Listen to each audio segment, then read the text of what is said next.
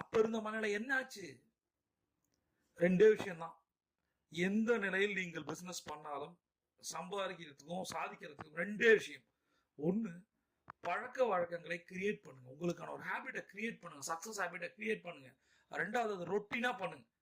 இது பண்றது இல்ல. ஒரு சக்சஸ்க்கு என்ன தேவை அப்படின்னு நமக்கு தெரியாது, தெரிஞ்சாலும் நம்ம பண்றது இல்லை.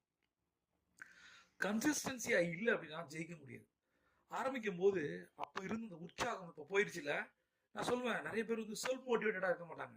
ஏதாவது ஒரு விஷயத்துல ஆர்வப்பட்டு ஆரம்பிச்சிருவாங்க, அப்புறம் ஏதாவது குறை சொல்லுவாங்க.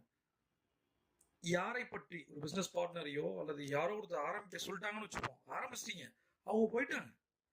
லாஸ் ஆகிறது நீங்களும் உங்க ஃபேமிலியும் தான். உங்களால கஷ்டப்படுறது உங்க ஃபேமிலி. அதனால பிசினஸ் எடுக்கும் போதோ அல்லது எதுலையாவது இன்வெஸ்ட் பண்ணும் போதோ 1க்கு 100 தடவை யோசிக்கணும். இந்த பணம் போட்டா வராது அப்படின்னு நினைக்கும் போது இவர் சொல்லிதான் நான் போட்டேன். குறை சொல்ற